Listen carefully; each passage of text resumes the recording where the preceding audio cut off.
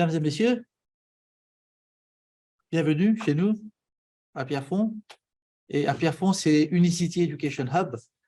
Pour ceux qui ne connaissent pas Unicity Education Hub, nous sommes donc une société du groupe Medine et nous sommes dans l'éducation. Nous nous occupons précisément de l'éducation donc tertiaire, universitaire. Et sur le campus donc, de Pierrefonds, nous avons actuellement 4 universités qui sont présentes. Il y a Paris-Assas, l'École nationale supérieure d'architecture de Nantes, il y a l'École Vatel que tout le monde connaît, l'École hôtelière, et puis il y a l'Université d'Amity, c'est une université indienne qui est avec nous aussi sur le campus. Et bien sûr, nous avons aussi le campus qui est à Flic-en-Flac. Du côté de Flic-en-Flac, les gens disent plutôt Cascavel, c'est le campus Middlesex. Et tout ça, ça fait partie de Unicity Education Hub, qu'on appelle maintenant depuis avril Unicity International Education Hub. On insiste sur le côté donc international, puisqu'on a des universités de plusieurs régions du monde. Et on est en train, en plus, d'agrandir avec d'autres partenaires très bientôt. Donc, bienvenue chez nous pour cette 9e conférence sous cette thématique de Unicity Lecture Series que nous avons commencé en octobre de l'année dernière, donc octobre-novembre, pas eu de conférence en décembre. On est parti en janvier, donc 7e conférence de cette année. Et pour ceux qui nous rejoignent pour la première fois, donc ces conférences ont lieu chaque dernier jeudi du mois, une conférence mensuelle. Et vous pouvez y assister pour ceux d'entre vous qui sont en présentiel. Et toutes les conférences se font en présentiel et en ligne. Donc, chaque dernier jeudi du mois, vous pouvez vous connecter là où vous êtes par Zoom sur une conférence. Et à chaque fois, c'est une thématique différente. Donc, pour cette conférence-ci, nous avons notre invité d'aujourd'hui, c'est Jean-Luc Villain, ingénieur de formation. Ingénieur civil d'ailleurs, des mines, et il est titulaire aussi d'un Advanced Management Program, centre de perfectionnement aux affaires, 35 ans d'expérience, encore très jeune, en entreprise, basée dans 5 pays et travaillant avec plus de 50 autres. Vous dire l'expérience de ce jeune homme, le développement et le développement durable, c'est son dada. Fort de son expérience en entreprise, il a créé une structure de conseil il y a 3 ans. Il est formateur sur 3 sujets et j'aimerais les citer: la stratégie durable, les problématiques énergie, climat et la nouvelle économie carbone. Il est le correspondant à Maurice de Zero Emissions Research and Initiatives, ZERI, et aussi il est correspondant de la fondation créée, donc ZERI, créé par le professeur Gunther Poli, et directeur de Blue Innovations Limited. Gunther Poli qui était à Maurice il y a peut-être 2 ans, je crois, non? Donc, une autre passion de Jean-Luc, c'est aussi d'écrire. Il est l'auteur de L'Indépendance en 2068, qui a été publié en 2021, et j'ai compris qu'il préparait en ce moment un second livre sur la stratégie durable, comme pour changer, c'est ça? Donc, Jean-Luc, tu nous parles aujourd'hui de la finance et du développement durable, plus précisément des normes IFRS, alors IFRS, International Financial Reporting Standards, qui entre en vigueur en janvier 2024. Donc, un sujet, j'imagine, où aucune entreprise, y compris la nôtre, ne pourra donc y échapper avec ces nouvelles normes qu'il faudra, si j'ai bien compris, mettre ça en place à partir de janvier 2024. Donc, avant de passer la parole à Jean-Luc, je rappelle juste à tous ceux qui sont en ligne que vous pouvez poster vos questions sur le chat et nous prendrons ces questions dans environ 45 minutes. Jean-Luc, ça te va, hein, pour ta présentation? Je te passe la parole. Merci beaucoup. Merci Danjay pour cette sympathique et flatteuse présentation. Donc effectivement, alors comme j'expliquais tout à l'heure, en fait, moi je ne suis pas un spécialiste du développement durable. En fait, je ne l'étais pas. Je suis un peu un early bird dans la mesure où j'ai passé 30 ans d'expérience, un peu moins de 30 ans, dans du business normal, entre guillemets. Et puis, il y a eu un événement à Maurice qui a un peu marqué le monde économique, c'est quand il y a eu la fusion, l'amalgamation, comme on dit, entre Iron Blight Limited et GML Investissement. Et c'est là qu'on m'a demandé de prendre le développement durable dans le business développement. Alors, bien sûr, j'ai accepté. Et puis, mais comme c'était un sujet que je connaissais assez mal, bien sûr, je me suis beaucoup documenté au point que j'ai voulu partager pas mal de choses avec mes collègues, au point que j'ai commencé à écrire, j'ai commencé à faire un PowerPoint de 30 slides, aujourd'hui il en fait 400, sur le sujet. Et puis, à un moment, j'ai écrit ce livre, dans lequel tu fais référence, qui était donc l'indépendance en 1868. Ce livre insistait beaucoup sur toutes les dépendances de l'île Maurice par rapport bien sûr à l'énergie, par rapport aux denrées alimentaires, mais aussi financièrement. Donc voilà. Donc ça, c'est pour la petite histoire. Et je vous dis ça parce que dans ce livre, je parle justement de l'IFRS en 2021 et je vais y revenir. Alors, pardon, je vais juste remettre... j'ai oublié de faire quelque chose. Je vous demande une seconde.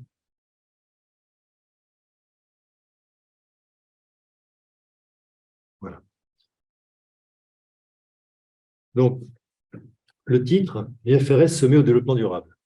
Alors, c'est en même temps une question et une affirmation. Donc, on va voir dans quelle mesure c'est vrai et dans quelle mesure c'est discutable. Donc, vous allez vous faire votre idée au fur et à mesure de ce qu'on va échanger. Et puis, à la fin, on pourra avoir ce petit débat, dire est-ce que vraiment l'IFRS se met au développement durable?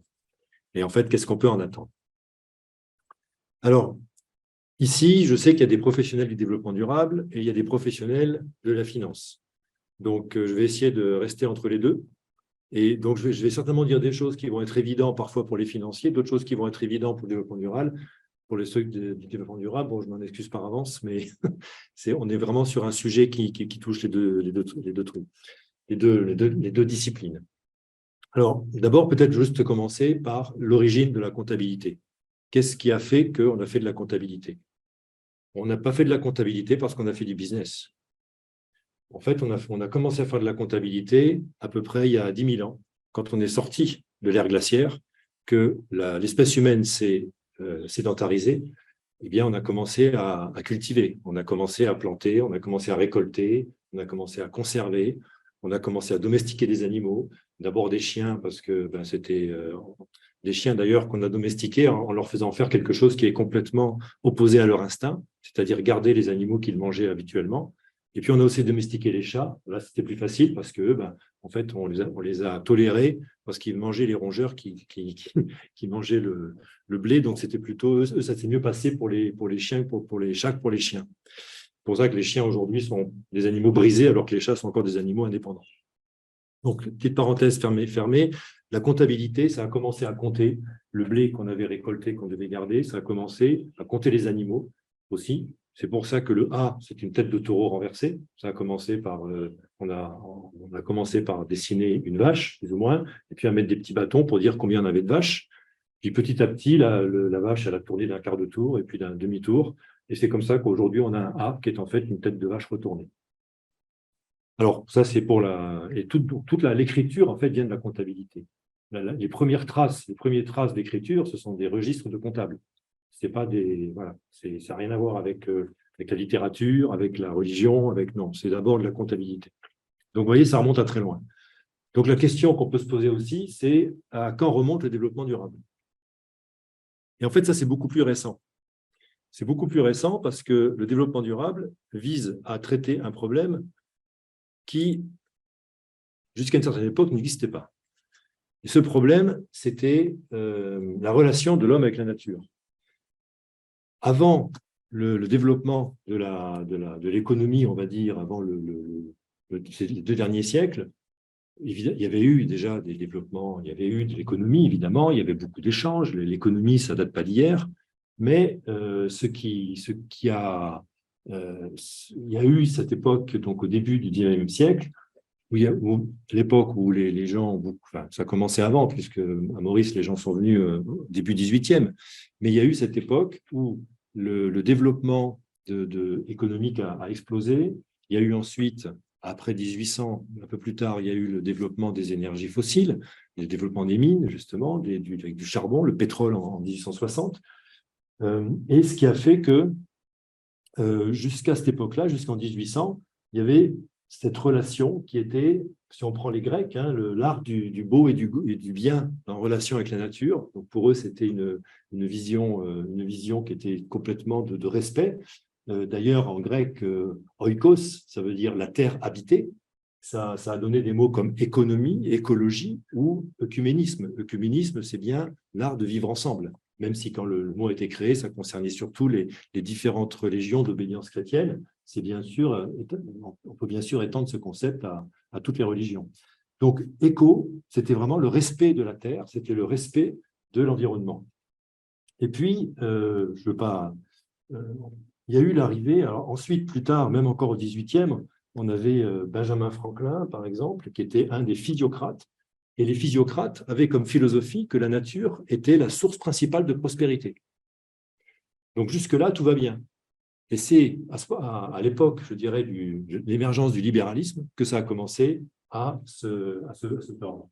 Alors là, quand on parle du libéralisme, en général, les gens parlent d'Adam Smith. Moi, je vous parle de Jean-Baptiste Say, non pas parce qu'il est français, mais parce qu'il a écrit ça.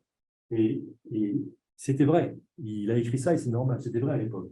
Quand il disait que les ressources naturelles sont inépuisables, sinon elles ne devraient pas gratuitement. C'est logique. C'était la logique de l'époque. Et quand il disait, comme elles ne peuvent être ni multipliées ni épuisées, okay, c'est ce qu'il pensait à l'époque, eh ben, elles ne font pas l'objet des sciences économiques. Voilà. Circuler, il n'y a rien à voir. L'économie ne s'intéresse pas des ressources naturelles. Et nous sommes toujours dans ce paradigme-là.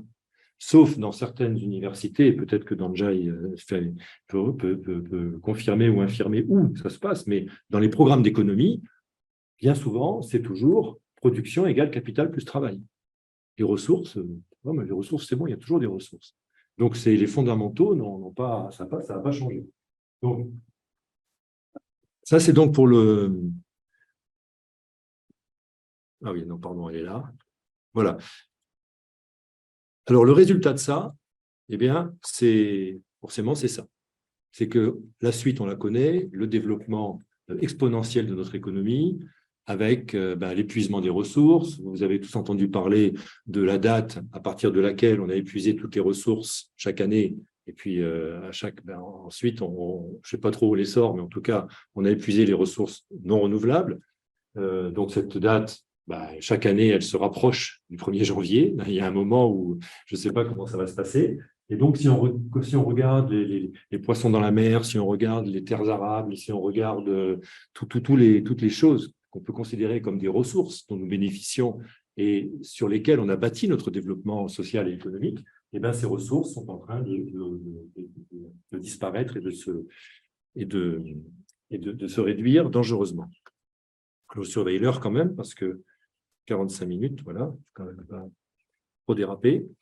Donc, c'est ça l'origine du développement durable. L'origine du développement durable, ce n'est pas la sédentarisation, c'est pas pareil, c'est beaucoup plus récent parce qu'on est en train de réaliser les dommages que nous avons causés et parce que nous avons besoin de continuer à conserver nos acquis tout en réduisant ces dommages.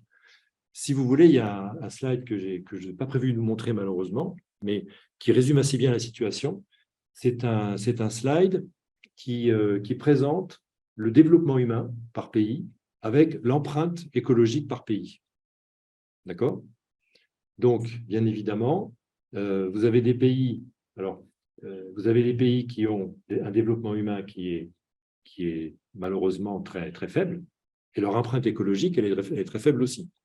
Et puis, vous avez des pays qui ont un développement humain qui est satisfaisant, qui est très bon, mais qui ont une empreinte écologique où ils sont à 4, 5, 6, 7 fois l'empreinte qu'ils devraient avoir comparée à leur population. Et puis, vous avez quelques pays qui arrivent à avoir un niveau de développement humain assez élevé en restant dans la limite de ce qu'est l'empreinte planétaire. Alors, de mémoire, de ces pays-là, vous avez, à l'époque, Sri Lanka, c'était avant les événements, ils ont eu une crise récemment, je ne sais pas comment ça a joué sur le développement humain. Il y avait Cuba. Il y avait Cuba. Alors, Cuba, ça va étonner, parce que Cuba, dans l'imaginaire moyen occidental, Cuba, ça n'a pas très bonne réputation. Mais la réalité, c'est que Cuba a eu un développement de l'éducation, un développement qui a fait que l'éducation joue pour beaucoup dans le développement humain. Et vous avez des pays qui, en travaillant sur l'éducation, beaucoup ont acquis cet indice de développement humain assez élevé. Donc voilà, donc c'est assez intéressant. Et globalement, on voit une corrélation très très claire entre le développement humain et malheureusement l'empreinte écologique. Donc l'enjeu aujourd'hui pour tous ces pays-là, parce que Cuba et Sri Lanka, ça reste des exceptions, l'enjeu pour la plupart des pays, c'est de conserver le niveau de développement humain tout en réduisant leur empreinte écologique. Donc c'est ça vraiment la problématique du développement durable, c'est comment, comme disent les Anglais, comment ne pas jeter le bébé avec l'eau du bain.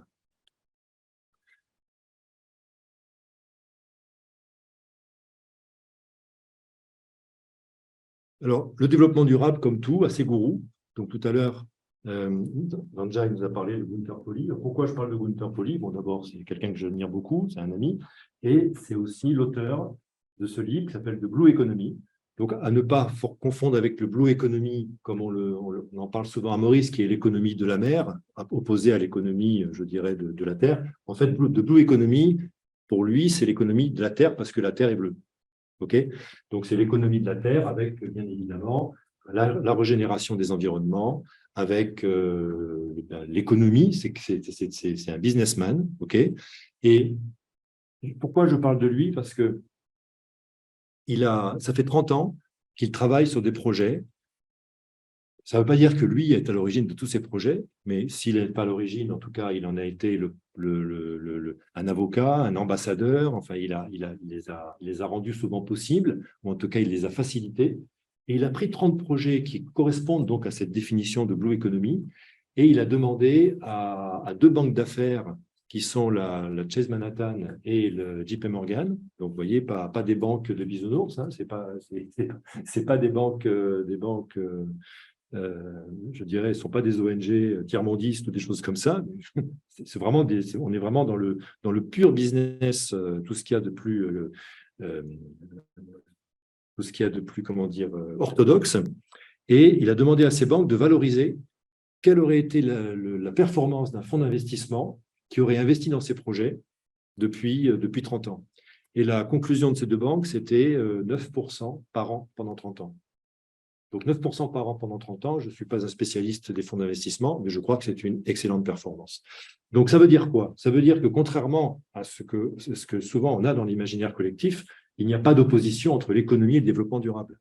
Au contraire, tous ces projets-là, ils sont des projets qui se sont montrés extrêmement rentables. Ce sont des projets qui ont régénéré des environnements. Ce sont des projets qui ont donné du travail à des gens, qui ont, je veux dire, souvent mis les gens en priorité et avec le résultat que l'on voit. Alors, pourquoi j'insiste là-dessus? Parce qu'encore à Dubaï, j'étais allé à l'exposition universelle, parce qu'on m'avait dit, il faut que tu ailles voir le pavillon Sustainability, c'est super, très bien, j'y suis allé. Et puis, j'ai vu à un moment une grosse aiguille, où il fallait, bon, c'était un jeu, quoi, mais il fallait, on avait un maillet, il fallait taper d'un côté ou de l'autre pour faire passer l'aiguille, soit du côté économie, soit du côté sustainability. Vous voyez, donc, c'était vraiment l'idée qu'il y a une ligne et qu'il y a un curseur, et que soit on met le curseur du côté sustainability, soit on met le curseur du côté économie. Donc, ça vient renforcer cette idée fausse qu'il y a une opposition entre le côté marchand et le côté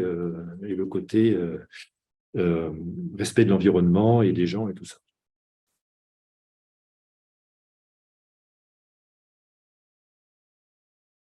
Alors, revenons un petit peu à l'IFRS. Alors moi, quand j'ai commencé à travailler, ça fait, comme tu l'as rappelé, 35 ans, j'étais en France et donc forcément, on était soumis à la comptabilité française, le fameux plan comptable général.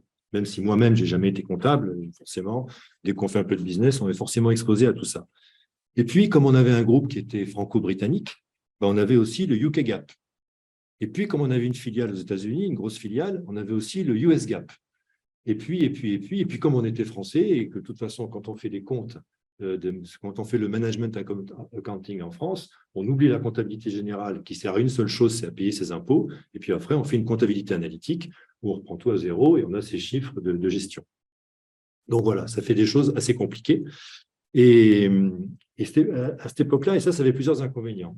D'abord, pour des entreprises qui voulaient le faire, la possibilité de frauder. C'est-à-dire qu'avec des normes comptables qui étaient parfois pas forcément très homogènes et tout, il y a eu des scandales retentissants. Alors, j'en cite deux qui sont aux États-Unis, qui ont été des véritables déflagrations dans le monde des affaires. C'était le scandale de Enron et le scandale de WorldCom. Donc, deux entreprises qui se sont fait prendre la main dans le sac d'avoir fait des déclarations de compte qui n'étaient pas, on va dire, justes et qui n'étaient pas faires, quoi, qui étaient truquées, tout simplement. Donc, on a eu aussi en France un concept de comptabilité créative. Je ne sais pas si vous vous souvenez de ça. C'était le groupe Vivendi. Alors, il n'y avait rien d'illégal, mais bon, c'était très créatif, quoi, avec des structures de defeasance aux US, enfin des trucs comme ça, pour améliorer les return on capital employed. Donc, c'était, voilà, il y avait beaucoup de pratiques qui n'étaient pas terribles. En plus, il y avait une autre pratique qui était ce qu'on a appelé le vagabondage comptable.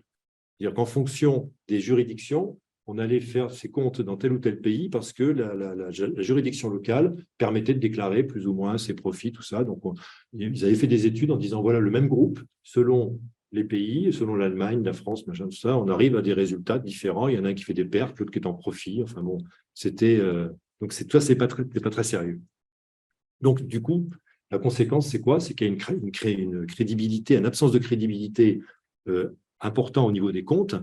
Et ça ne fait pas l'affaire des investisseurs, parce que eux, ils lisent des comptes et ils ne savent pas, finalement, si c'est du lard ou du cochon. Alors, il y a eu un autre phénomène aussi, qui était plus politique à ce moment-là, qui était la montée en puissance de l'Union européenne. On parle des années 2000. Et donc, l'Union européenne, c'était un ensemble de juridictions qui n'étaient pas homogènes, et ils avaient en face, parce que l'Union européenne avait toujours en face les US, il ne faut pas se raconter l'histoire, ils avaient en face les US, attention parce que je sais qu'il y a une Américaine dans la salle, ils avaient en face les US, et forcément, ils voulaient qu'on aille sur une norme internationale. Et c'est ce qui a été. Donc, ils ont favorisé, je dirais, ils ont poussé à la création de l'IFRS pour les Européens. Voilà. Donc, ça, c'est un petit peu l'histoire. Et alors, pour la petite histoire, par contre, maintenant, quand j'ai écrit ce bouquin, j'avais dit que je vous en reparlerai, forcément, j'avais un petit peu décliné, mais enfin, je m'étais beaucoup documenté sur le sujet. Qu'est-ce que ça voulait dire finalement dans la réalité quand on dit qu'on ne compte pas les ressources? C'est un petit peu comme une entreprise qui ferait ses comptes sans déclarer ce qu'elle a pris dans ses stocks. Ça paraît absurde. Pourtant, c'est ce qu'on fait. Quand on compte notre PIB mondial sans considérer les ressources qu'on a prises dans la nature, c'est comme si on faisait des comptes sans déclarer ce qu'on a pris dans les stocks. Donc ça, c'est une première chose. On ne donne pas de valeur. Hein. Rappelez-vous, Jean-Baptiste C.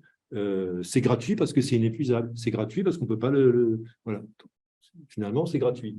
Personne ne paye pour le pétrole qu'on utilise, personne ne paye pour l'air, personne ne paye pour ça. On paye uniquement le capital et le travail, et en ça, l'économiste a raison, qu'on met en œuvre pour aller le chercher. Mais la ressource, on ne l'a jamais payée. Donc, on ne déprécie pas cet actif qui est l'actif naturel, on ne compte pas comme stock, et en plus, on n'intègre pas dans notre prix les conséquences de nos décisions. Donc ça, c'est un autre sujet qui avait été mis en évidence par l'ancien gouverneur de la Banque d'Angleterre. Il appelait ça la tragédie des horizons, dans le sens où la plupart des instruments financiers voyaient un horizon à 5 ans, à 10 ans, en fonction de l'échéance des bonds, alors que les risques qui étaient encourus par les pays, la population, les entreprises, étaient à échéance de 10, 20, 30, 40 ans.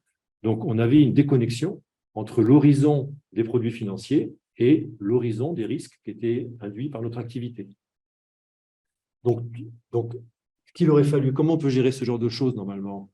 Il aurait fallu qu'on ait des provisions, ou il aurait fallu qu'on mette en place des assurances. Donc tout ça, ça aurait été des instruments monétaires qui auraient pu éventuellement compenser ça. Et puis, autre chose qu'on aurait pu faire aussi, c'est par exemple de revisiter nos résultats. Quand on regarde, par exemple, l'évolution du PIB, c'est clair que le PIB, c'est une somme de valeur ajoutée. D'accord? En même temps, l'évolution de notre économie, l'évolution sociale, parce que pas croire que tout ça, c'est pas bon. Le résultat, c'est que la façon de vivre, le niveau de vie, le confort de vie a considérablement augmenté depuis cette époque-là. Donc ça, tout ça, c'est très positif. Mais on n'a pas forcément compté ce qu'on avait consommé, ce qu'on avait utilisé. Et ça aurait été intéressant de faire un exercice, peut-être que des universitaires sont en train de le faire, je ne sais rien, ou qu'ils l'ont fait, je ne suis pas au courant, ce qui est beaucoup plus probable. C'est intéressant de faire l'exercice, de dire, mais finalement, si on compte les ressources qu'on a consommées, et il faut se mettre d'accord déjà sur comment on les valorise, bah finalement, notre création de PIB, finalement, comment elle évolue. Si on compte que la valeur ajoutée et qu'on ne compte pas ce qu'on a dépensé, voilà, on en aurait pu revoir nos résultats là-dessus. Bon. Donc ça, ce sont des considérations un petit peu philosophiques. Et alors, pourquoi j'étais parti là-dedans aussi? Parce que finalement, l'IFRS me dit, bon, c'est bien gentil, ils ont été créés pour des très bonnes raisons qu'on a vues tout à l'heure. Mais là, franchement, après les premières années où ils ont vraiment fait des choses importantes, j'avais quand même l'impression qu'ils étaient partis un petit peu dans des discussions un peu byzantines. C'est-à-dire, plus ça passait, et moins il y avait vraiment de matière à normaliser parce que bon, le gros du travail était fait. L'idée, c'était d'éviter d'autres Enron, d'autres WorldCom, et toute cette organisation, pour moi, elle tournait un petit peu à vide. Sauf que, faut croire qu'ils ont lu mon bouquin, je plaisante, est sorti en mars 21, sauf qu'un an plus tard, ou un peu plus tard, je ne sais plus si c'est en novembre ou en mars, ils ont créé donc l'International Sustainability Standard Board, ce qui est le sujet de notre conversation d'aujourd'hui. Et là, bon, j'ai mis ça texto, ce n'est pas pour que vous le lisiez, mais c'est juste pour dire que l'IFRS a été créé pour assurer, c'est au service des investisseurs. C'est un outil pour les investisseurs. Et ce n'est pas autre chose. Il ne faut pas lui demander d'être autre chose. C'est-à-dire que là, maintenant, tout le monde a compris que les questions de sustainability peuvent durablement influencer les compagnies. Il y a des stats, il y a tout un tas de choses. Ça peut influencer, ça peut remettre en cause jusqu'à 70%, selon une étude qui a été faite par McKinsey, je crois, de l'EBITDA des compagnies. Ce n'est pas rien. Donc, ça veut dire que les investisseurs, ils sont en face de ça, mais finalement, la compagnie dans laquelle je vais peut-être investir, quelle est son exposition à la question de sustainability? Et le but de ces normes de l'ISSB, c'est ça. Et ce n'est pas autre chose. Ce n'est pas de transformer la compagnie en quelque chose de durable. Le but, c'est juste d'informer les investisseurs sur les risques, sur la vulnérabilité de cette compagnie aux questions de développement durable.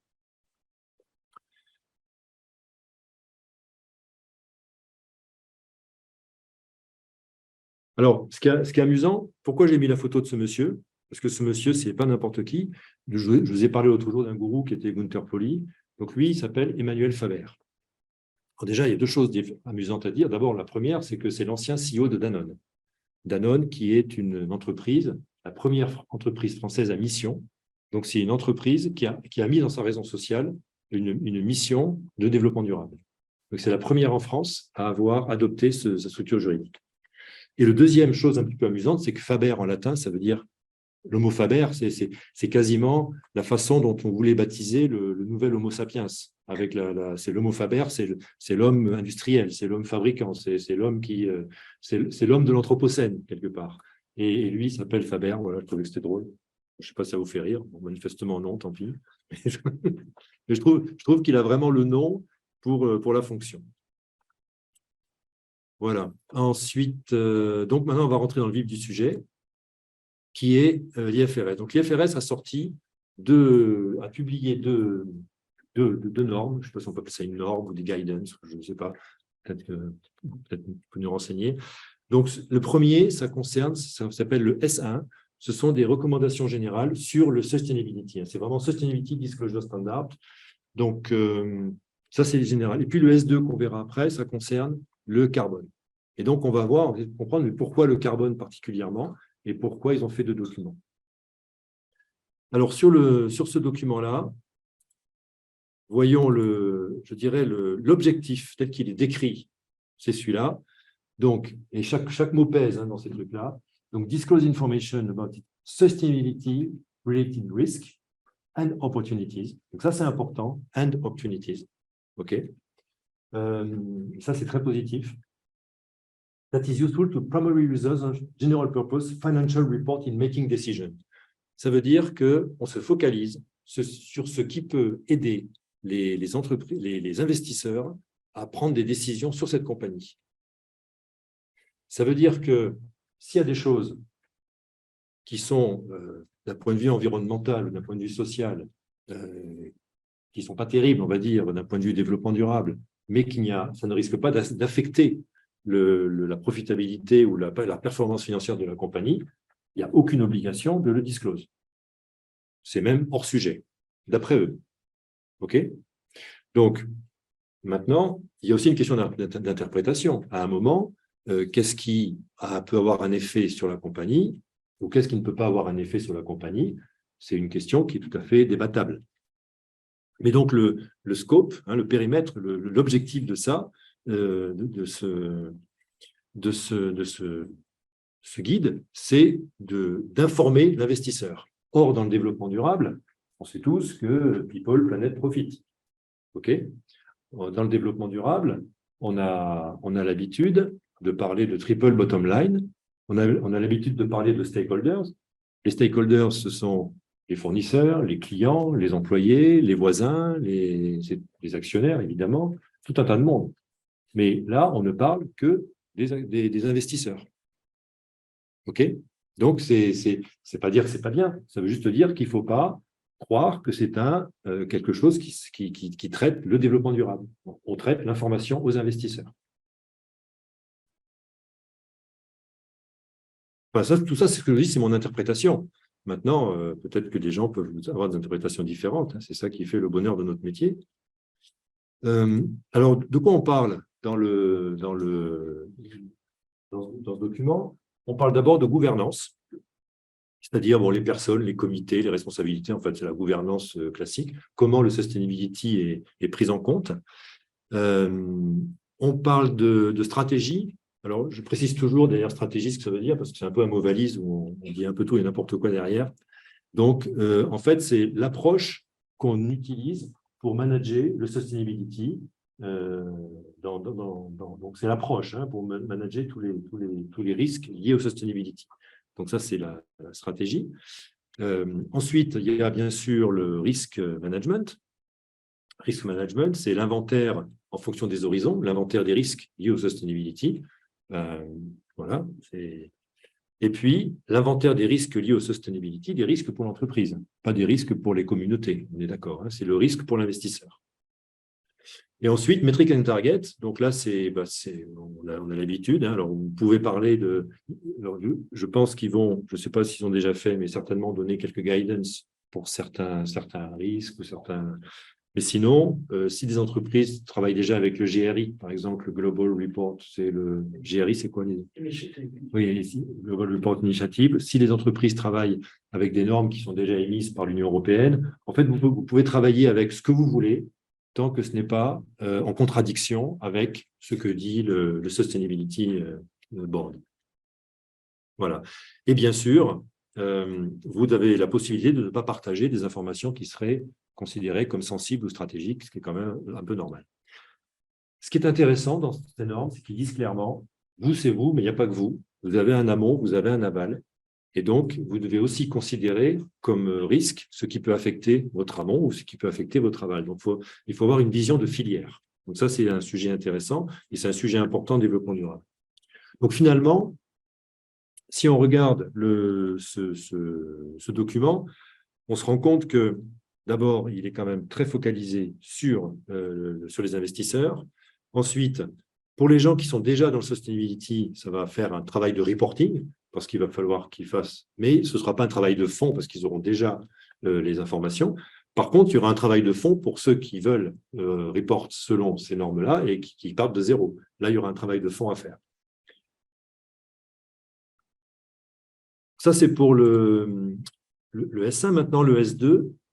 Le S2, ça reprend un peu les mêmes termes, c'est un peu le même document, mais il est concentré vraiment sur le climat et le carbone. Et la différence entre le S1 et le S2, c'est qu'on ne vous demande pas si c'est une influence sur votre business. On vous le demande, mais même si vous pensez que non, vous devez déclarer votre empreinte carbone. Donc ça, et là, c'est pas je déclare mon empreinte carbone parce que je pense que c'est important, ou je ne la déclare pas parce que ça n'influence pas finalement la décision de l'investisseur. On vous le demande de là. Et c'est ça pour moi la grosse différence entre le S1 et le S2. Et la raison pour laquelle certainement ils ont fait 2 documents, c'est que là, ils sont beaucoup plus précis et beaucoup plus exigeants. Alors, pourquoi le carbone? Tout simplement parce que le carbone, ça peut être, pour moi, le carbone, c'est la locomotive du développement durable. C'est pour ça que j'en ai fait un peu mon core business, parce que c'est la chose c'est un élément clé du développement durable à travers l'impact sur le changement climatique. Et surtout, c'est quelque chose qui est normalisé. C'est quelque chose qui a, comment on dit, qui a des références. On peut faire un bilan carbone, on peut faire un calcul d'empreinte carbone de façon avec des guides qui sont clairs. Alors que dans d'autres domaines, c'est beaucoup plus flou. Mais le carbone, c'est quelque chose qui a sa comptabilité. On parle bien de comptabilité carbone. Donc c'est quelque chose sur lequel on peut report quelque chose et quelqu'un peut dire tu me racontes des bêtises ou ce que tu dis, c'est vrai. Donc, on peut auditer. Donc, c'est vraiment quelque chose qui est beaucoup plus mature, on va dire. C'est pour ça que pour moi, tout ce qui est carbone, c'est par rapport à tous les sujets de développement durable, à tous les sujets des fameux SDGs, le carbone est celui qui est la locomotive de tous les autres, d'abord par son impact qu'il a sur tous les autres, et aussi par le côté mature de sa comptabilité. Alors, qu'est-ce qu'on retrouve comme définition? Un peu la même, OK. Disclose information, tout ce qui est sur le risque, tout ce qui est sur les risques. Donc, la définition ici est un petit peu la même. En revanche, quand on va dans le détail, qu'est-ce qu'on voit? C'est qu'il parle de GHG protocole. Donc, ils disent la norme, OK, qui est une norme internationale, qui est claire. Ils disent qu'il faut donner ses targets. Si on n'en a pas, on n'en a pas, mais si on a, on doit donner ses targets. Ils disent qu'on doit travailler sur les 3 scopes. Donc, le scope 1, 2, 3, on verra après, je ne sais pas si tout le monde est familier avec ça, mais on doit prendre le scope le plus large. Donc c'est quelque chose qui est ambitieux. Et en plus, ils disent autre chose, c'est que dans une entreprise, alors là, il y a une notion de consolidation dans les calculs d'empreinte carbone. On peut considérer un paramètre opérationnel, organisationnel, financier. Enfin, il y a différentes façons de dire je vais calculer mon empreinte. Eux, ils imposent quelque part les paramètres de consolidation qui sont ceux de l'IFRS. Okay, mais ils disent si vous avez des investisseurs parallèles qui ne font pas partie de votre périmètre, il faut quand même prendre leur scope 1 et 2. Donc, ça veut dire qu'on a le scope 3 de l'organisation consolidée pour laquelle on va faire les comptes, mais on va aussi prendre les scopes 1 et 2. Je dirais après ce que c'est pour ceux qui ne savent pas, des autres investisseurs. Pardon. Donc, il y a une information aussi intéressante qu'il faut donner sur ce qu'on appelle les financed emissions. Donc, pour les gens qui sont dans des secteurs financiers, en gros, l'idée, c'est de prendre les émissions, les entreprises à qui on donne un support financier au prorata du support financier qu'on donne. Donc ça, c'est la théorie générale. Et la question que se posent beaucoup de gens, d'accord, mais ça veut dire quoi? Si je suis une banque, est-ce que je participe en fonction de ce que je prête? Si je suis une banque et que je suis actionnaire aussi, est-ce que j'ajoute les deux? Enfin, donc, il y a tout un cas de figure sur lequel il y a une association qui s'appelle PCAF, qui est une association de gens qui travaillent dans la finance, qui travaillent là-dessus et qui ont déjà émis des règles. Alors, ces règles, à ma connaissance, elles existent, mais elles ne sont pas encore… ils n'ont pas fini leur travail, c'est en cours, mais je trouve que c'est déjà pas mal. Et donc, il y a ces règles-là qu'on peut utiliser.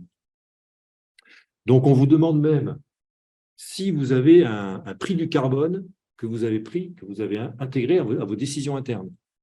Donc, c'est quand même déjà un niveau de maturité que toutes les entreprises n'ont pas. Non seulement je connais mon empreinte, non seulement je connais mon impact, mais je vais aussi mettre un prix dans mes décisions. Okay. Et puis, la dernière chose, celle-là, elle est assez marrante, le pourcentage de la rémunération des cadres liés à des objectifs liés au climat. Donc, vous voyez le niveau d'exigence. On voit quand même, derrière le petit côté, non, c'est que si vous voulez, et c'est que pour les investisseurs, vous voyez le niveau de… Franchement, il y a la patte d'Emmanuel Faber derrière ça se voit. Ce que je ne vous ai pas dit, malheureusement, Mais cela dit, c'est un peu une bonne chose, c'est un peu un mal pour un bien. Emmanuel Faber a été débarqué de son conseil d'administration de Danone parce que justement, il faisait un petit peu trop de sustainability pour certains investisseurs. Donc là, il aura envoyé la réponse du berger à la bergère. Voilà, donc ça c'est pour je dirais, alors évidemment, quand vous en êtes là, que vous dites, bon ben, il y a des entreprises qui n'ont pas de bilan carbone. Donc il va falloir qu'ils se mettent sur le sujet. Donc c'est pour ça que c'est un sujet pour moi qui m'est assez cher. Et tout à l'heure, j'avais dit que je vous parlais des scopes. Donc ça, ce sont les descriptions des périmètres par le GHG protocole. Bon, je n'ai pas le temps de rentrer dans toutes les catégories, mais retenez que c'est quelque chose de très large. C'est-à-dire, si je suis un supermarché, les déplacements des visiteurs pour venir au supermarché font partie du bilan carbone. Je suis un hôtel, les voyages en avion pour venir à l'hôtel font partie du bilan carbone. Je vends une voiture, l'essence que la voiture va consommer pendant sa durée de vie fait partie de mon bilan carbone. Donc, c'est vraiment quelque chose qui est un concept qui est très large. Okay, et qui doit être. Alors là, vous avez toutes les catégories. Bon, ce n'est pas l'objet de rentrer dans ce détail-là. Ce que simplement je voudrais insister, c'est sur les méthodes. Alors, moi, il se trouve que, comme professionnel, je souhaite utiliser la méthode bilan carbone. Alors, pourquoi? Tout simplement parce que vous n'avez pas à choisir une méthode. Enfin, vous n'avez pas à choisir une méthode par rapport à une autre méthode. Vous avez une norme qui s'appelle le GHG protocole, et dans cette norme, vous pouvez utiliser différents types de... Vous pouvez utiliser différentes méthodologies. Okay, mais encore faut-il que ces méthodologies répondent à la norme. Donc celle-là, pourquoi j'utilise celle-là? D'abord parce qu'elle est complètement exhaustive, elle est complète. Par défaut, c'est le périmètre le plus large. Or, c'est bien celui qui est demandé par le ISS2. Et puis, surtout, c'est une méthode qui a un support d'outils et un support de personnes qui est vraiment exceptionnel. Et c'est une méthode qui permet d'avoir tous les résultats directement selon le GHG protocole ou selon la norme ISO. Il y a encore la norme ISO qui aurait pu être qui est un peu en amont du GHG protocole. Et donc, c'est la méthode que j'utilise et que je préconise pour cet exercice-là. Alors, il y a des méthodes qui sont basées sur je dis ça parce qu'il y a des financiers dans la salle, qui sont basées sur le PNL, en disant on prend l'économie de l'entreprise et puis on transforme ça en carbone. Ces méthodes ne sont pas inintéressantes, mais elles ont 3 limites. La première, c'est qu'elles sont forcément incomplètes, parce que tout n'est pas dans le PNL. Le déplacement du client de supermarché n'est pas dans le PNL. L'avion de l'hôtel n'est pas dans le PNL. Donc, il y a cette limite-là. La deuxième limite, c'est qu'on travaille sur des ratios financiers. Alors, ils ont un sens, mais il y a une condition quand on parle de carbone, c'est qu'on doit parler de vous. Ce sont des données qui doivent être propres à vous. Et donc, l'usage de données moyennes ou de données de la filière ou de données de vos pairs peut être utilisé en dernier recours pour un peu boucher les trous, mais ça doit d'abord être vos données. Donc, il faut aller chercher vos données. Donc, c'est vraiment un travail d'investigation dans l'entreprise. Ce n'est pas uniquement aller prendre la comptabilité et comparer avec la moyenne qui a été calculée. Voilà. Pourquoi ça fait du sens? Parce que finalement, en additionnant tout ça, les erreurs se compensent. D'habitude, on arrive à un chiffre qui n'est pas idiot. Mais une fois qu'on a ce chiffre, on ne peut rien en faire, à part le déclarer. Mais je ne suis même pas sûr que ces chiffres soient compatibles avec la norme du GHG protocole, puisque le GHG protocole dit clairement qu'il faut travailler avec des normes, avec des données propres au sens de propriétaire. Okay. Alors, pour les comptables dans la salle, si vous allez devoir vous intéresser à ces questions-là, il y a une chose à laquelle vous n'êtes pas du tout habitué. Ce sont les incertitudes. Parce que quand vous déclarez des comptes, quand vous déclarez un profit, vous n'avez pas d'incertitude. Si vous dites à votre patron, le profit, c'est 20 millions à plus ou moins 15%, je ne pense pas que ça va le faire. Donc, et en incertitude, et donc, le bilan carbone, c'est quelque chose qui parle de mesures physiques. Et en physique, l'incertitude, elle est partout. La seule chose dont on est sûr en physique, quand on donne un chiffre, c'est qu'on se trompe. La vraie question, c'est de combien. Donc, là je parle sous le contrôle de Danjai, attention à ce que je vais dire, mais donc toute la question, il ne s'agit pas uniquement de consolider des chiffres, il faut aussi consolider, propager des incertitudes. Et à la fin, on va avoir un résultat avec une incertitude. Donc, c'est vraiment quelque chose additionnel par rapport à, je dirais, au travail de consolidation, au travail d'ajout habituel. Parce que le bilan, finalement, c'est quelque chose de relativement simple. On ajoute des émissions des organisations, et on fait des multiplications et des additions, c'est tout. Mais quand on fait ça, il faut bien penser à chaque fois qu'on ajoute et qu'on multiplie aussi des incertitudes et que ça obéit à des règles. Voilà, donc maintenant, je voudrais juste vous dire en conclusion, parce que je crois qu'on est arrivé un petit peu au terme du temps qui était imparti, je dirais que la clé pour la société, pardon, excusez-moi, je suis parti sur la mauvaise direction. La clé, je pense que c'est ça. C'est-à-dire que l'enjeu pour l'entreprise, ce n'est pas tellement de savoir si est-ce que je vais répondre à telle norme, est-ce que je vais faire ci, est-ce que je vais faire ça. L'enjeu, c'est ce que j'appelle faire du carbone un allié.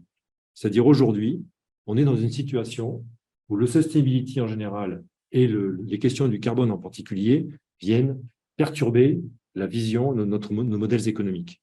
De la même façon qu'une guerre vient perturber les modèles économiques, de la même façon que plein de choses peuvent venir perturber. Et puis par rapport à ça, vous avez des entreprises qui vont réagir de différentes façons. Vous avez des entreprises qui vont réussir à surmonter ça, à développer un avantage concurrentiel, c'est-à-dire simplement à surmonter la crise mieux que les autres. Donc, c'est ça l'idée. Et l'idée, c'est que quelle que soit la situation dans laquelle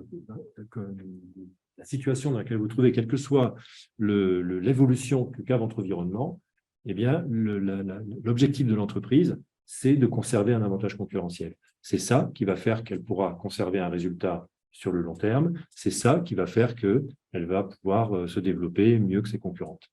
Voilà. Le résultat, comme le français, le mot résultat l'indique bien, c'est un résultat. Et c'est un résultat de plein de choses, et notamment de la façon dont on affronte les crises. Voilà. Donc, je crois que c'est un bon moment pour s'arrêter, parce que vous avez peut-être des questions et je serais ravi d'y répondre. On a peut-être des questions aussi qui sont en ligne, mais on peut prendre des questions tout de suite de l'audience. Donc, en fait, la question, c'est, alors finalement, est-ce que l'IFRS s'est mis au développement durable ou pas?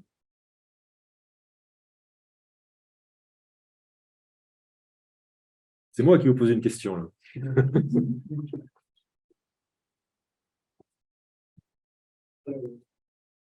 C'est mon opinion, hein. Je pense que oui, parce que ça va venir faire changer la mentalité des personnes qui ont des entreprises, parce que le développement durable, avec ces nouvelles normes-là, vont obliger les investisseurs à décider s'ils investissent ou non, ou désinvestir dans les entreprises, et la valeur de l'action des entreprises vont être influencées.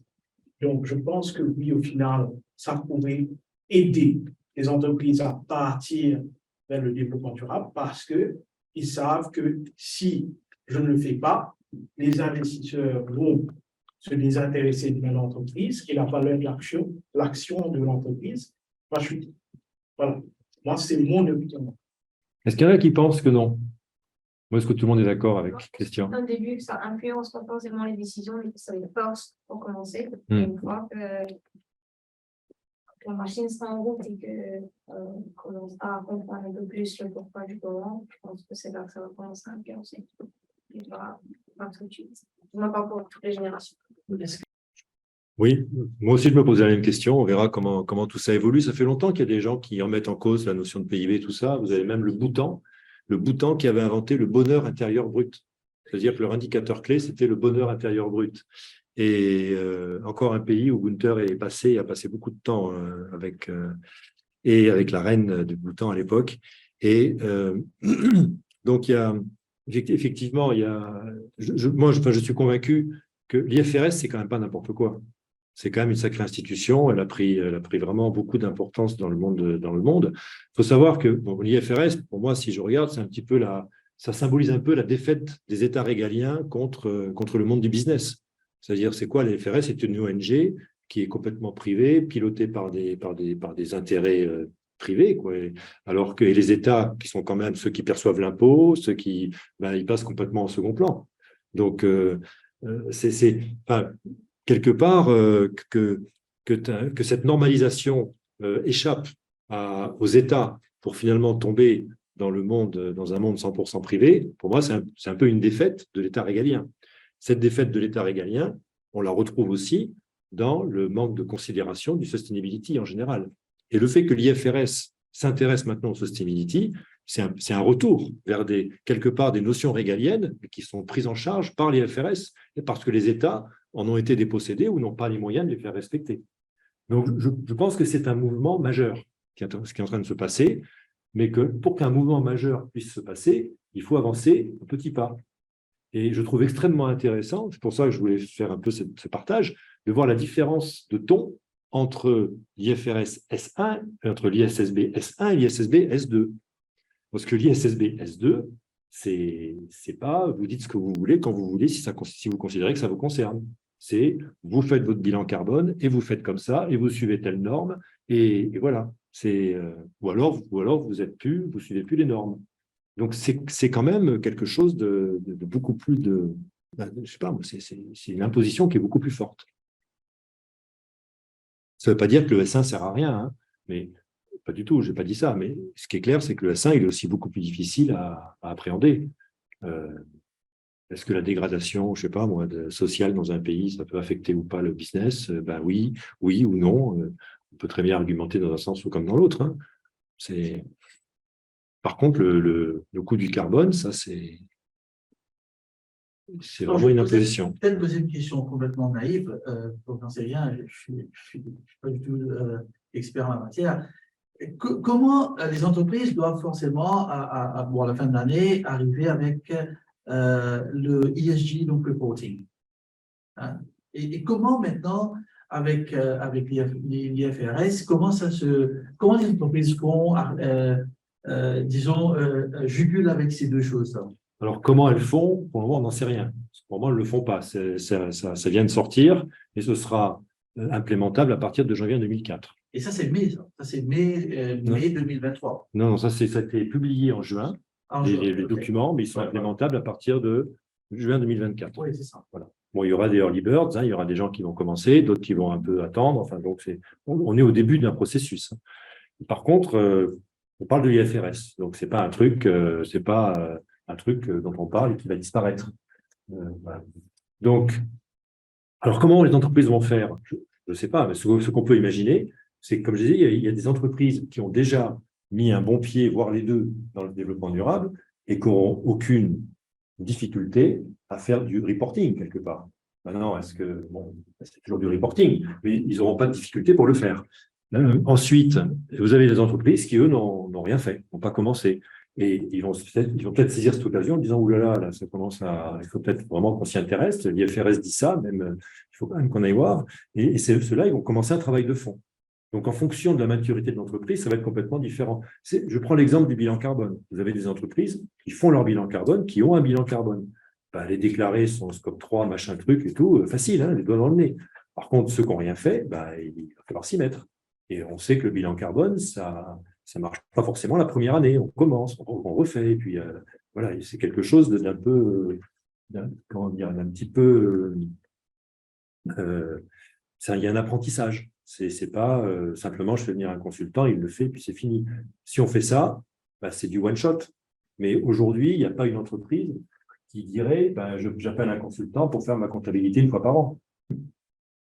Le bilan carbone, c'est pareil, ça va être pareil. Aujourd'hui, on est au début de ça. Mais il va falloir que les entreprises intègrent complètement la question du carbone dans leur travail, même dans leur prise de décision. Le disclosure H que je vous ai montré, est-ce que vous mettez un prix du carbone? Comment vous prenez en compte de la décision? Le disclosure I, c'est carrément quelle est la part de la rémunération des dirigeants qui est liée aux actions climatiques. Voilà, donc c'est. Jean-Luc, il y a Cindy qui demande, c'est le CFO, qui demande est-ce que les gens de la finance devraient être accompagnés par des Sustainability Champion pour ce type de donc, reporting. Alors, Euh, moi, je ne suis pas un spécialiste de reporting, mais il me semble que ça fait assez longtemps que le reporting est quelque chose d'assez. Il n'y a pas que les comptables qui font du reporting. Le reporting, il y a beaucoup de gens qui y travaillent. Bien sûr, il y a la communication, il y a les financiers, on demande un petit peu son avis à tout le monde. Enfin, c'est donc, évidemment, les gens de sustainability doivent participer à ça. Mais dans tous ces disclosures qui vont être de l'IFRS, tu peux te mettre devant pour les gens qui sont en ligne. Ah, pardon, excusez-moi. Donc, OK, surtout si on répond aux questions en ligne en plus. Ouais. Donc, tous les disclosures qui vont être demandés par l'IFRS, normalement, logiquement, ça va retomber sur les comptables. Et les comptables, ils ont des qualités indiscutables pour répondre à ces questions-là. Déjà, ils savent ce que c'est que du reporting, ils savent ce que c'est que faire des chiffres, il y a plein de choses qu'ils savent. Ce qu'ils ne savent pas forcément, c'est qu'est-ce que c'est que le sustainability. Ce qu'ils ne savent pas forcément, comme je disais tout à l'heure, à moitié en plaisantant, c'est qu'ils ne savent pas forcément consolider des incertitudes, ils savent consolider des chiffres, pas forcément des incertitudes. Donc, il y a quand même une culture qui va devoir évoluer. Mais moi, depuis le début, quand je fais du conseil en entreprise, je dis la structure de reporting comptable, c'est celle qu'on doit utiliser pour faire du reporting de sustainability. Simplement, il faut que ça rentre dans les têtes et il faut faire le travail. Mais une grosse partie du boulot, c'est d'avoir la capacité de simplement faire du reporting. Et ça, c'est quelque chose qu'ils maîtrisent parfaitement. Peut-être je Pour prends- rebondir dessus, Oui. et un peu ce que Daniel avait dit le matin aussi. En fait, juste avant là, la question que tu avais posée, si une entreprise a déjà commencé à faire son rapport, par exemple, il a adopté un framework de GRI, il a déjà commencé à collecter toutes ces data, il est en train de faire ses rapports. Maintenant, il doit répondre sur le côté financier de IFRS. Donc, est-ce que ça veut dire qu'il aura fait deux rapports? Alors, il fait ce qu'il veut. Mais s'il veut répondre aux deux, oui, ce sera certainement deux rapports. Jusqu'au jour où peut-être un jour, il y a un monde où le JRI dit finalement, nous, maintenant, on devient un support technique au IFRS, et puis voilà. Et on n'est pas là encore. Hein. Pour le moment, ça discute, mais on sent de la façon dont il parle que ça va finir comme ça. Mais ce n'est pas fait. Maintenant, ceux qui sont déjà en JRI, de toute façon, ils ont les informations. La seule difficulté, peut-être, c'est de dire est-ce que pour la IFRS, je suis censé report les choses qui ont un impact potentiel sur l'économie de l'entreprise. Alors que quand on fait un reporting sustainability, en général, on est beaucoup plus large. On parle des communautés, on parle de plein de choses. Là, eux, ils s'intéressent à l'investisseur. Alors maintenant, est-ce que dans un rapport, est-ce que c'est simplement, est-ce que les disclosures générales que vous faites pour JRI seront acceptables comme telles dans un rapport sans faire de lien avec les chiffres financiers? Je ne pense pas, puisque le but, c'est quand même bien de donner une visibilité à des financiers. Donc, à mon avis, il y aura un travail additionnel à faire. À partir de ce que vous avez fait, il va falloir tisser les liens avec le côté comptable. Ça, comment ça va être fait, j'en sais rien. Peut-être que vous avez déjà des guides sur le sujet. Moi, j'en ai pas. Je pense que ça répond à la deuxième question aussi. Alors, Donc, ta réponse est claire. Est-ce que les banques demandent de report sur ESG? Est-ce que c'est pareil? Non. La réponse est non. alors pour moi, non, c'est pas pareil parce que c'est la même réponse. Il y a un lien avec l'économie qui est à établir, avec l'économie d'entreprise. Et si on parle du climate change, là, c'est encore autre chose parce que je ne suis pas sûr aujourd'hui que toutes les banques appliquent les recommandations de PCAF ou comment une banque fait son bilan carbone pour celles qui le font, comment elles intègrent les bilans carbone de leurs clients en fonction des financements. Enfin, je ne sais pas, j'ai pas fait. Alors j'ai un associé avec qui je travaille qui est en train de faire le bilan carbone d'une banque. Alors lui, peut-être que je pourrais lui poser la question sur comment ils abordent le problème. Mais moi, j'ai jamais fait de bilan carbone pour des banques. C'est scope 1 et 2 principalement. C'est ça. Ils font parce que le 3, ça ça les amène trop loin. Mais justement, le PC, c'est pas acceptable. Du point de vue de cette norme, il va falloir qu'il passe au scope 3. Donc, je pense que les recommandations de PCAF, je ne sais plus ce que ça veut dire que PCAF, hein, malheureusement, je pense qu'elles vont évoluer rapidement et dans le bon sens. Est-ce qu'il y a une autre question? Tout standard issued by ISSB, oui. Il y a le S1 et le S2, effectivement. Non, c'était la question qui était incomplète. La deuxième question, c'était pas, elle a complété la question. Elle demande si c'est la même chose que les deux standards de l'ISSB. En fait, elle a pas bien tapé la deuxième question. D'accord. Elle a complété. OK. Vous avez d'autres questions peut-être ou... Est-ce que ce chapitre-là n'est pas driven en priorité par le G20? C'est en train de demander pas mal de choses. Je sais que toutes les entreprises textiles à Maurice, soit à l'étranger, sont en train de faire du Global Initiative Reporting et pas mal de choses. Mais c'est surtout par rapport à l'Union européenne qui va demander que tous les produits qui rentrent dans le territoire sont faits après certaines normes, donc que ces entreprises-là ont ces normes de reporting, etc. C'est sans prendre en considération que quand même la majorité de toutes les personnes dans le globe sont de l'Europe et des États-Unis, si je compte en termes de personnes, etc. Et on se dit, à être dérivé comme ça par le G20, est-ce que déjà ça va ramener une concurrence? Est-ce que tout le monde voudra le faire?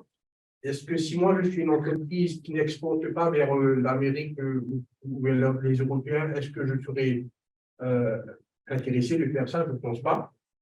On parle surtout de financier et on parle surtout de résultats solides. Donc je pense que c'est un bon concept qui va probablement être adopté par on va dire, les 2-3% d'organisations qui sont vraiment, comme vous le dites, qui vont trouver à faire un avantage concurrentiel dessus. Et pour le reste, ce sera probablement et malheureusement que du checklist machin. Alors, c'est intéressant comme question parce que il ne vous aura pas échappé qu'en ce moment, il y a pas mal de mouvements géostratégiques entre les BRICS. Voilà. Il y a beaucoup de choses qui sont en train de se passer. Qu'on le veuille ou non, l'Occident n'est plus le centre du monde, même si économiquement, il continue à peser pour je ne sais pas combien de pourcentage du PIB, mais c'est toujours majoritaire. Mais bon, c'est clair que les BRICS s'organisent, voilà. Et même au niveau monétaire, ils se posent la question, enfin, ils ne se posent pas la question, ils ne se la posent plus. Ils sont en train de lancer leur monnaie. Il y en a même qui disent qu'ils vont lancer leur ONU, parce qu'il y en a marre d'être dirigé toujours par… Avant, au moins, il y avait deux voies. Il y avait les États-Unis, puis il y avait l'Europe. Aujourd'hui, il n'y en a plus qu'une. Donc, ça devient insupportable pour les autres.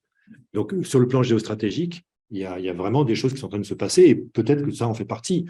Ça, je sais pas, je ne peux pas répondre. L'IFRS, comme je disais tout à l'heure, c'était une initiative qui a été internationale, mais qui est venue essentiellement du monde des affaires. Je ne pense pas qu'on ait consulté beaucoup les Indiens et les Chinois pour savoir s'il fallait faire l'IFRS. Je ne sais pas, enfin, peut-être que les financiers dans la salle ont plus d'informations que moi, mais c'est une histoire qui s'est jouée entre les Américains et les Européens. Voilà. Et c'est vrai que le monde on a de plus en plus marre d'être dirigé par les Américains et les Européens. C'est un fait. Ça, c'est comme ça. Alors, je ne sais pas répondre à cette question, mais ça fait peut-être partie, effectivement, des… Cela dit, le climat, c'est le même pour tout le monde. Donc, les Chinois, je ne sais pas s'ils suivent les normes IFRS ou pas, mais en tout cas, ce qui est sûr, c'est qu'ils ont compris qu'il se passait des choses au niveau du climat. Les Indiens aussi.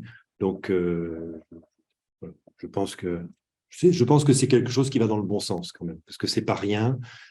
Pour répondre à la question, ma conclusion, c'est que c'est une excellente nouvelle. C'est une excellente nouvelle parce que ça va parler, aux investisseurs qui n'avaient pas ça dans leur tête, parce que c'est aussi une façon de dire aux investisseurs, mais attention, ça c'est important. Et il y a certains investisseurs, ceux qui ont viré Emmanuel Faber de la tête de Danone, ils n'avaient pas compris, c'est évident. BlackRock, ils vous disent que de plus en plus, ils suivent les recommandations, tout ça, mais la réalité, il y a des gens, en fait, il y a des emmerdeurs partout. Vous avez des gens, des ONG qui vont surveiller ce que disent les administrateurs qui sont nommés par BlackRock.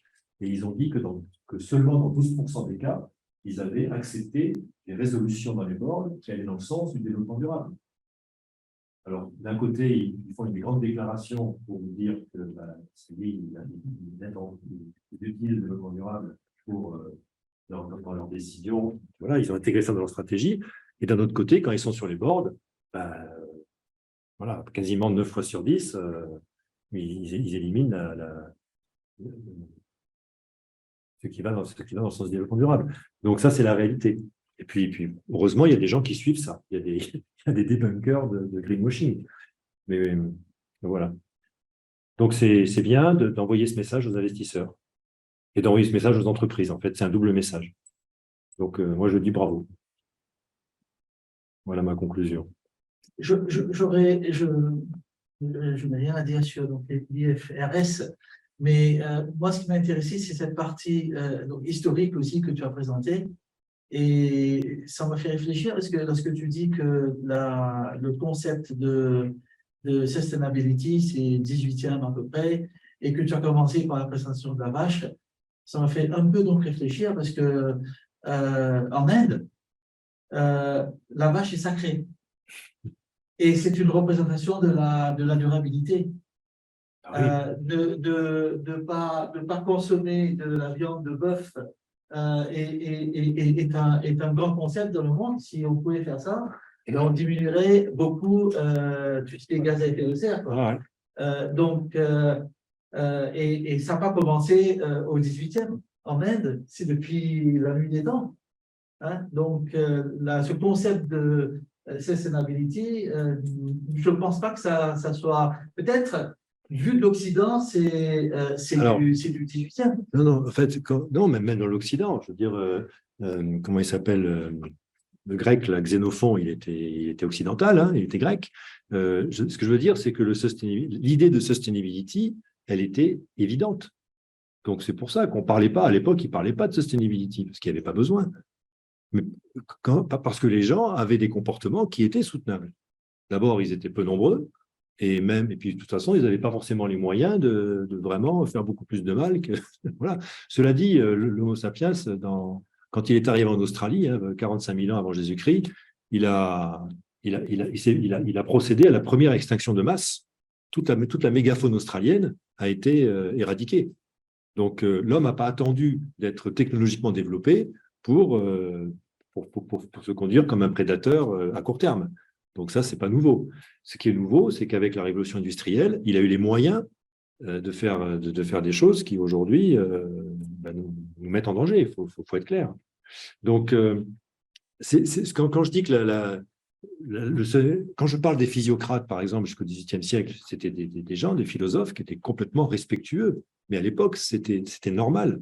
Et puis, c'est quand on a mis en avant finalement toute la logique de développement économique et financière et tout ça, et puis les voyages, les bateaux, les bateaux qui ont sillonné le monde. Enfin bon, le XVIIIe siècle, XIXe siècle, c'était quand même 2 siècles extraordinaires, de découvertes, d'aventures, de tout ce qu'on veut. Plus que le XXe, qui était plus un siècle je dirais, de guerre extrêmement violente. Mais donc ces 2 siècles-là, l'idée en fait, on a commencé à trop tirer sur la bête, quoi. Le XXe encore plus, et maintenant on se dit oulala, attention, là on est en danger. Et maintenant tout le monde le comprend. Pour une petite anecdote quand même, je ne vais pas vous empêcher de dormir ce soir, mais il y a pour la première fois l'année dernière, je crois que c'est l'année dernière, oui, il y a une association de scientifiques américains et des gens assez sérieux, hein, c'est le American Society of Scientific, enfin un truc sérieux, je ne sais plus comment ça s'appelle exactement, qui pour la première fois, dans le scénario le plus défavorable du changement climatique, a envisagé la disparition de l'espèce humaine. Donc en disant, l'homme peut disparaître. Bon, on ne dit pas que ça va arriver, mais dans les scénarios les plus… avec les incertitudes, là encore, hein, parce que quand ils vous disent, quand ils vous parlent de 2 degrés ou de 3 degrés, il faut savoir que c'est plus ou moins 1. Hein, parce qu'en fait, et la différence entre une Terre à plus de degrés et une Terre à plus 1 et à plus 3, c'est pas linéaire. Comme je dis toujours, hein, vous êtes à 37 degrés, vous êtes bien. Vous êtes à 38 degrés, bon, vous ne vous sentez pas très bien et tout ça, bon, mais à la limite, vous allez bosser quand même, vous prenez l'aspirine, vous allez bosser. À 39, vous êtes déjà beaucoup plus malades. La différence entre 39 degrés et 38 degrés, c'est beaucoup plus grave pour vous que 38 et 37. Et pareil entre 40 et 39. Et ainsi de suite. À 42, vous êtes mort. Donc, les effets ne sont pas linéaires avec la température. Et le changement climatique, c'est pareil. Chaque dixième de degré compte. Donc, quand on va dans les scénarios, je dirais, celui qu'on suit actuellement, il ne faut pas se mentir, et si on prend les intervalles de façon défavorable, qui sont calculés, maintenant, que valent les calculs, ça c'est encore autre chose, mais en tout cas, si on prend les intervalles défavorables, eh ben, ils envisagent clairement la disparition de l'humanité en disant, dans ce monde-là, l'homme ne pourra pas survivre, il ne pourra plus se nourrir, il ne pourra plus... Voilà, donc...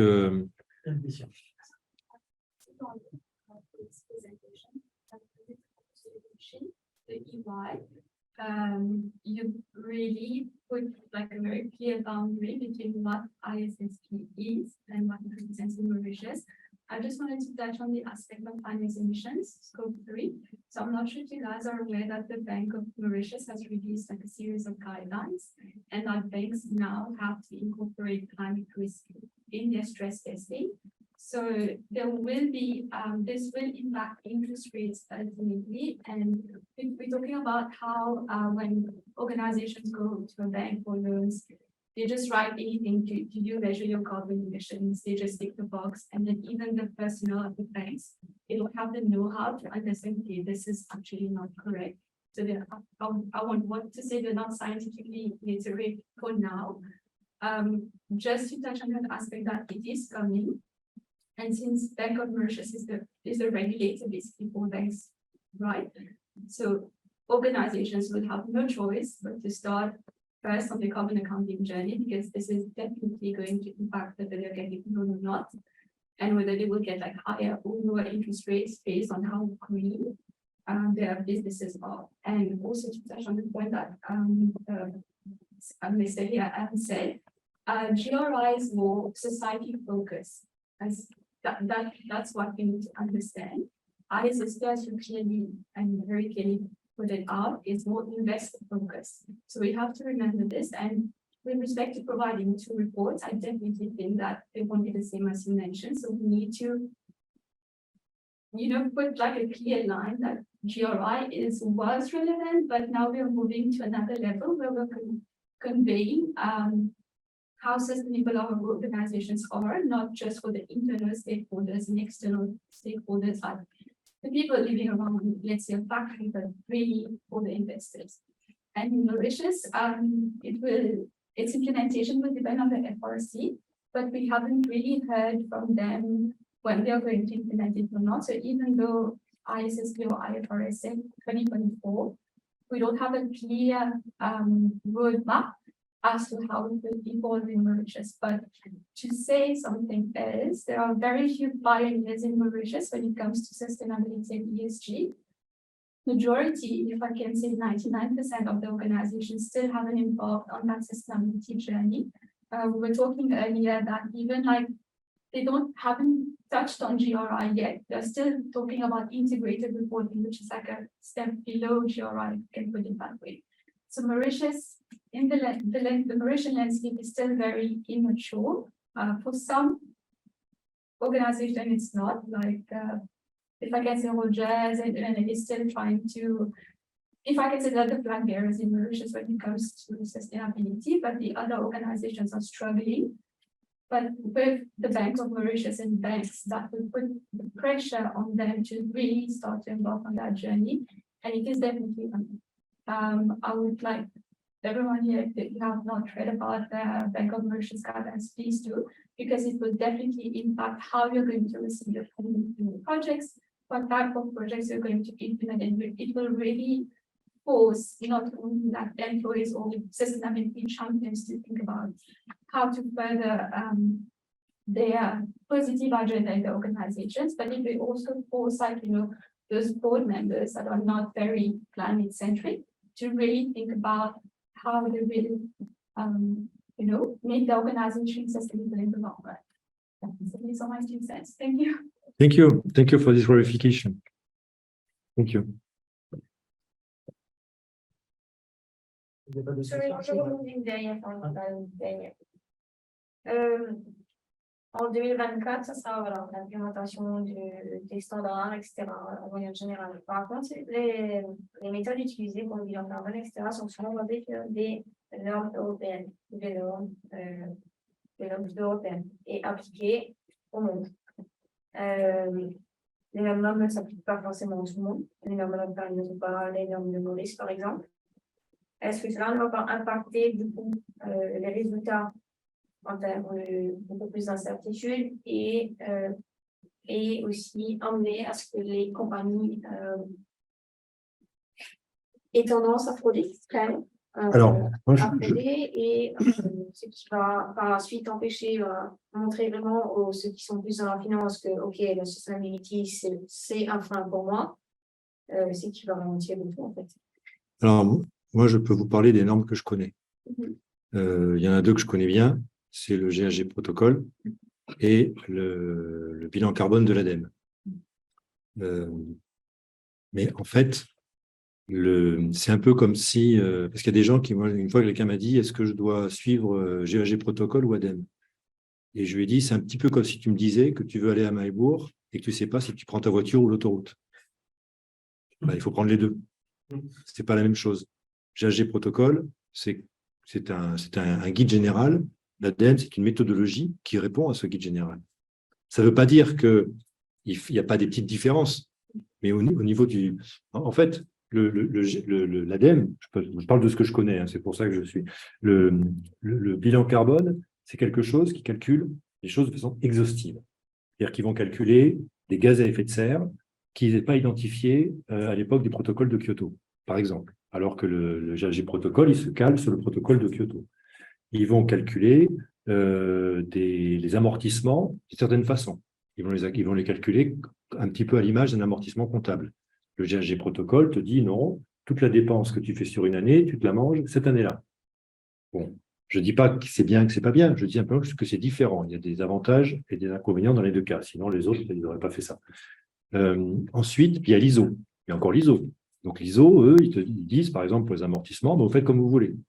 Donc, il y a tout un tas de choses, mais finalement, à la marge, quand on fait un bilan carbone, et ça, j'ai pu l'observer plusieurs fois, à part si vraiment on est sur un sujet vraiment sur la frontière, là, mon dernier bilan carbone, c'était 11 172 tonnes, et selon le GHG protocole, c'était 10 079, 11 079. C'est-à-dire que la différence, en fait, c'était 1%. Alors, quand on sait que malgré tous les efforts, quand on travaille bien en faisant un bilan carbone, on arrive à des écarts, à des incertitudes qui sont entre 5 et 10%, finalement, la différence qu'on a entre GHG protocole et une comptabilité exhaustive, elle est marginale. Donc, voilà, il ne faut pas trop s'inquiéter avec ça. Il y a quelque chose qui est quand même vachement bien, c'est que le carbone, ce n'est pas les juridictions qui décident, c'est la nature.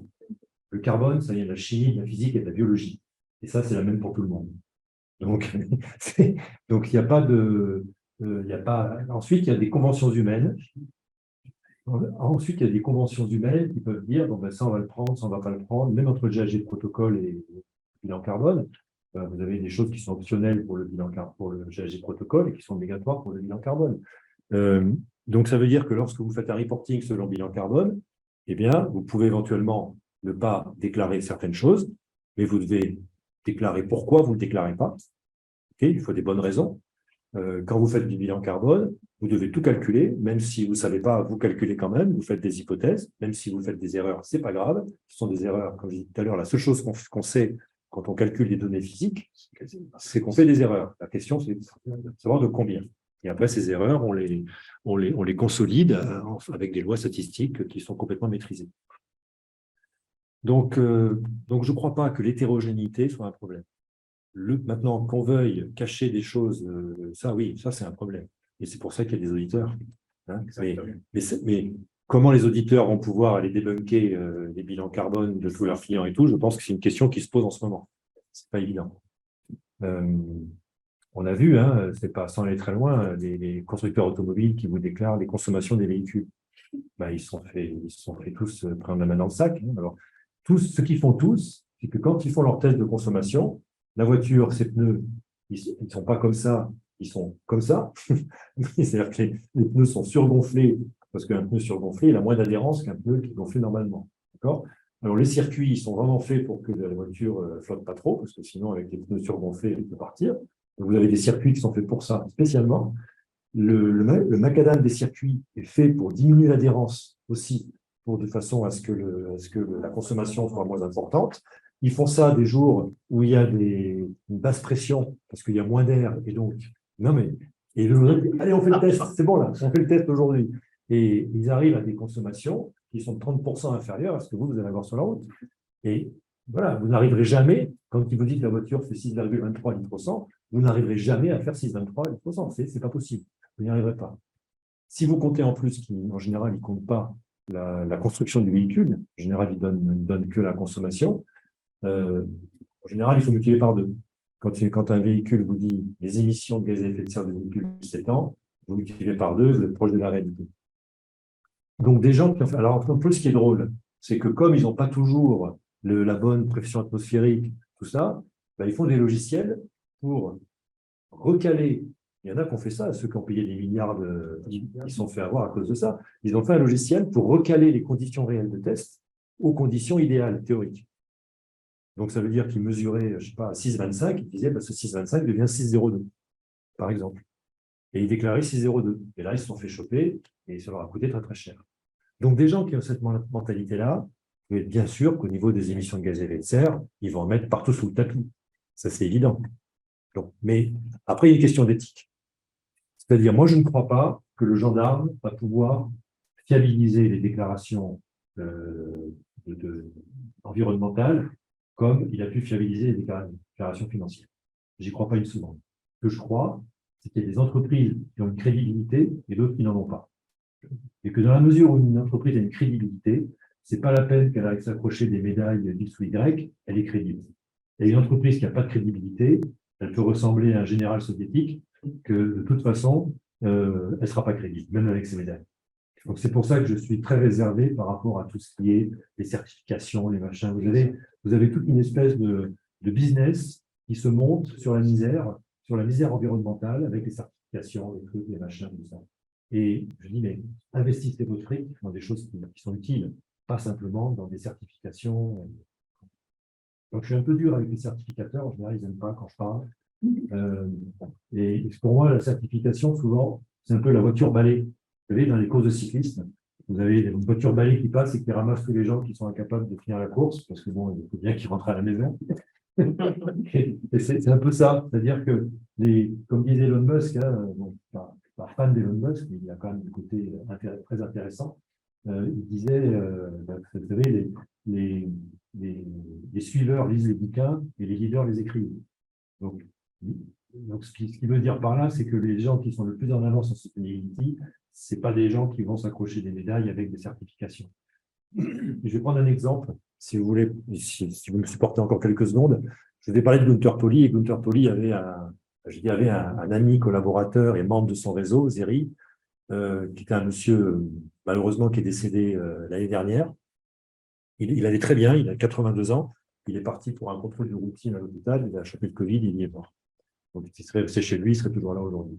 Donc, ce monsieur, il a fait 50 ans qu'il fait des bâtiments bioclimatiques dans toutes les latitudes. Il habite sur le cercle polaire, c'est un Suédois. Il a fait des choses dans les îles tropicales, enfin partout. C'est vraiment un génie de l'architecture et de l'utilisation des flux naturels pour avoir des cadres de vie qui sont hyper agréables. Et un jour, il était venu à Maurice. À l'époque, j'étais encore chez mon précédent employeur. Bon, il se trouve que c'est IBL, je l'ai dit tout à l'heure. Et chez IBL, vous avez les hôtels Luxe, vous avez les Property, vous avez Blumage, enfin, vous avez plein de gens. Vous avez Northern Saxon, vous avez plein de gens qui sont intéressés par la construction. Il y a eu BP, bref. Et donc, on avait fait une grande réunion avec lui pour parler de toute sa vision de ce qu'il pouvait faire en sustainability dans la construction. Très intéressant. Il y a un moment, il y a quelqu'un qui lui pose la question, tout à fait normal, il dit, mais monsieur Nyquist, est-ce que vous êtes certifié LEED?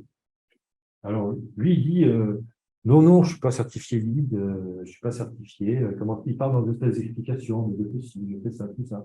Et je vois Gunther à un moment, qui fait quelque chose, il dit stop, non, attendez. Il est beaucoup trop modeste pour me répondre. mais lui, c'est lui qui conseille les gens qui font les certifications en ligne. Voilà, donc c'est un peu pour illustrer finalement que je suis pas contre les certifications, mais il faut pas que ça vous prenne trop d'énergie, quoi. C'est-à-dire qu'il y a un moment, l'énergie, il vaut mieux la mettre sur des choses qui vont vraiment vous rendre différents. Vous savez, quand je parle de stratégie, souvent je dis aux gens, la certification, c'est la conformité. La stratégie, c'est la différenciation.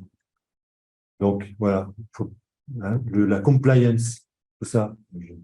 On parle beaucoup de compliance, gouvernance, compliance, tout ça. Je ne vais pas dire que ce n'est pas bien. Et FRS, c'est bien, il y a de la compliance. Mais il faut 2 pieds pour marcher. Et il ne faut pas qu'il y ait un pied qui vienne surdimensionné au détriment de l'autre. Et plus on fait du reporting, plus on fait du compliance, plus on fait des certifications, et moins on dépense d'énergie pour faire des choses, entre guillemets, plus créatives. Voilà, donc ça, c'est mon opinion. Merci. Je partage aussi d'ailleurs. Voilà. Donc, on arrive à la fin. Je vous remercie et je remercie surtout Jean-Luc pour le temps qu'il a passé avec nous. Plaisir. Il est arrivé à 14 heures pour sa conférence à 16 heures. Pour être sûr que de ne pas être en retard. Et Jean-Luc, merci infiniment. Et je rappelle encore une fois que ces conférences-là, vous pouvez y assister, que vous veniez sur place ou en ligne, chaque dernier jeudi du mois. Donc, une conférence sur un thème différent, mais qui vous intéressera sans doute. Merci encore de nous amener dans ce monde de développement durable. Merci beaucoup, c'était un plaisir de partager avec vous.